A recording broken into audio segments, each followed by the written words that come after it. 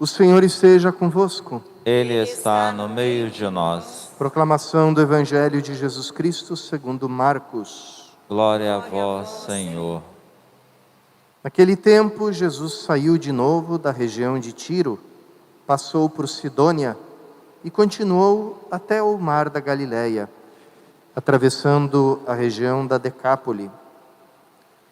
Trouxeram então um homem surdo que falava com dificuldade e pediram que Jesus lhe impusesse a mão.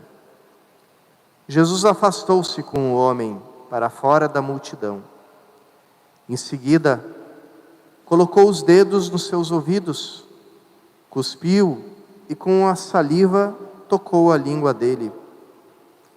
Olhando para o céu, suspirou e disse: Efatá, que quer dizer, abre-te.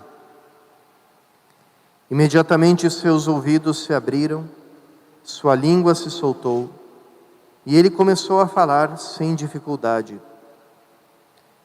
Jesus recomendou com insistência que não contassem a ninguém, mas quanto mais ele recomendava, mais eles divulgavam. Muito impressionados diziam: Ele tem feito bem todas as coisas. Aos surdos faz ouvir e aos mudos falar. Palavra da salvação. Glória a vós, Senhor. Queridos irmãos e irmãs, o Evangelho nos mostra Jesus realizando os sinais da sua salvação, que são a regeneração, a construção do novo ser humano. Os padres da igreja falavam que quando Jesus cura uma doença que está ligada ao pecado, ele primeiro manifesta o perdão dele, começa curando o coração, e aí depois, com o coração curado, aquilo que se manifestava, que era a manifestação desse coração doente, também acaba desaparecendo, acaba sendo vencida.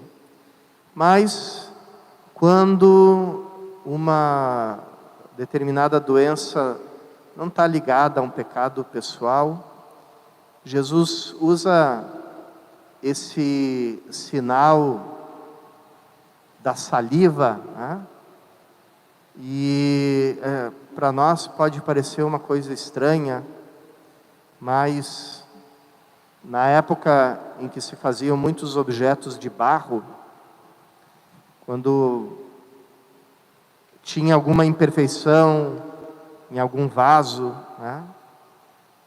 o oleiro pegava um pouquinho de argila ou de terra e fazia um pouquinho de água, às vezes usando a saliva também, e dava consertada naquele pequeno buraquinho, naquela pequena rachadura que tinha, e consertava.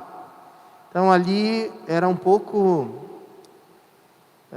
dando um sinal que tem ligação com o texto do Gênesis, de Deus que molda o homem do barro da terra. A gente sabe que isso não é, o Gênesis não fala em linguagem científica, mas em linguagem mística, em linguagem teológica, e quer dizer, somos obra da mão dele.